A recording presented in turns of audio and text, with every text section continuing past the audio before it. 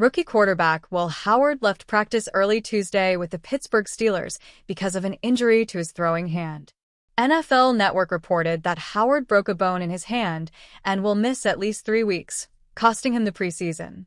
Howard, the team's 6th-round draft pick from Ohio State, took reps in the initial team period, but he missed at least the final 3 periods.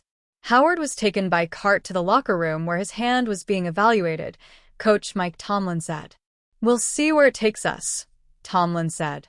Tight end Jonnu Smith also departed early with knee soreness, but Tomlin said that injury was less significant than the one suffered by the rookie quarterback. Howard may have been injured taking a snap, according to Tomlin. "I think it was a CQ exchange," he said, "but I didn't have direct eyes on it, so I'm speculating." Outside linebacker Alex Highsmith missed practice after suffering a groin injury Sunday. "I don't know the length of time," Tomlin said. "It will be a couple of days at least for sure. We'll play it by ear." Howard's absence gave more playing time to journeyman Skylar Thompson, a former teammate of Howard at Kansas State. Thompson, who joined the Steelers in January on a reserve/futures contract, was the 4th option on the depth chart Tomlin released Tuesday. Howard was listed at 3rd string. "I go into it every day being ready to go," Thompson said. "When that happened, I was excited to get some more reps." The Steelers have 2 more practice sessions at St. Vincent before they play their preseason opener Saturday at Jacksonville. Howard likely would have received work in the 2-minute offense at the end of camp.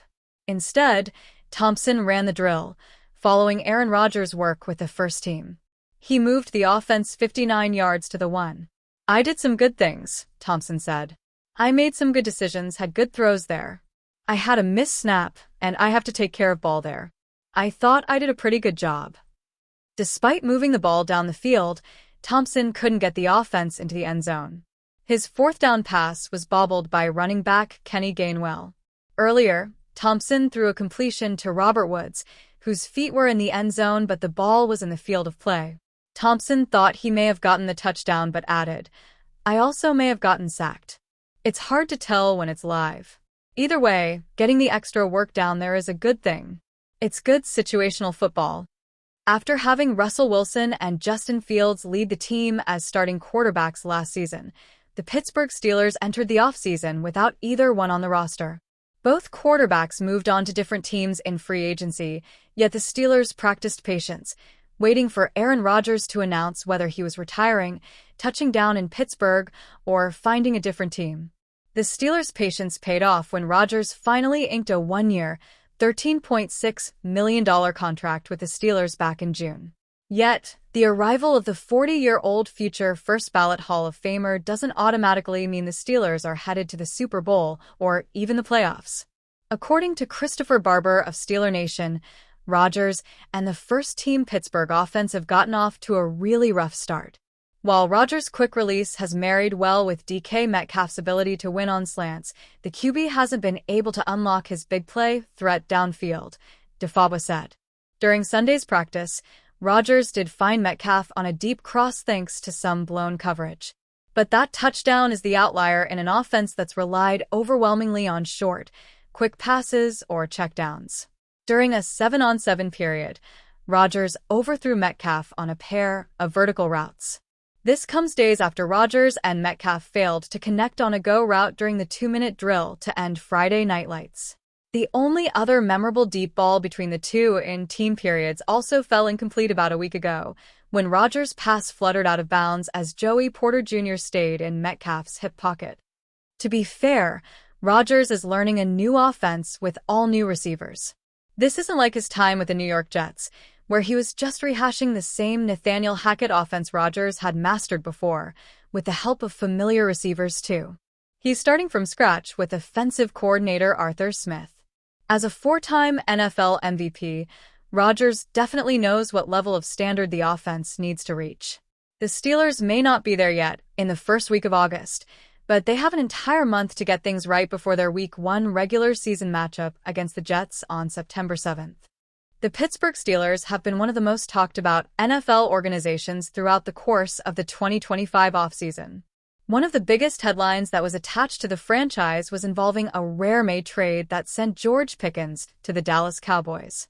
Many expected the wide receiver to be dealt prior to, or during, the NFL draft, but after a move didn't occur, it was believed that he would play out the final year of his rookie contract in the Steel City. Now, he is teaming up with CeeDee Lamb in the NFC, and a duo has been formed that could be very dangerous. New Cowboys teammates CeeDee Lamb, left, and George Pickens, right, stand on the practice field as the duo gets some work in during 2025 off-season activities. Unfortunately for fans of the Cowboys, the two wide receivers have not been the talk of Dallas training camp. Team owner Jerry Jones is playing hardball with edge rusher Micah Parsons, and the talented defender recently requested a trade. The decision to not pay Parsons yet has left Jones under intense scrutiny, given the fact that the pass rusher is one of the league's best. In a recent appearance on ESPN's Get Up, respected analyst Dan Orlovsky found a way to relate Parsons' situation to quarterback Dak Prescott, insinuating that if Jones does indeed trade Parsons, Prescott's Super Bowl window in Dallas would close. If they trade Parsons, and I don't think they do if they trade him, it declares the Dak Prescott era over, Orlovsky said.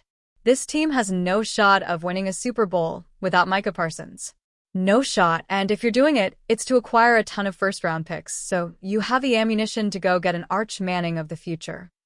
The Steelers are set to have 12 draft picks in 2026, which gives the front office plenty of options when it comes to bringing in the next franchise quarterback.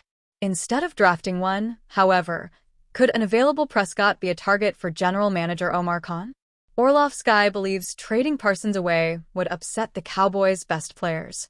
There's no way that you can go to your locker room with Dak Prescott, CeeDee Lamb, some of the first-round picks you have on your offensive line, Trayvon Diggs, and go, hey, go beat Philadelphia when you don't have Micah Parsons. Go beat the Rams when you don't have Micah Parsons. Your locker room will sit there and go like, oh, well, you've obviously moved on, so we're going to start our process of moving on as well. Any team interested in acquiring Prescott would have to take a long look at his contract. Some of the cap hits are astronomical in the coming years, but Khan is known to be a guru when it comes to the finances and deals. There's no reason to believe that he couldn't make something work for Prescott if a trade were to happen during the 2026 offseason. Steelers general manager Omar Khan signs for and meets with fans during the team's 2023 training camp at St. Vincent College in Latrobe, Pennsylvania.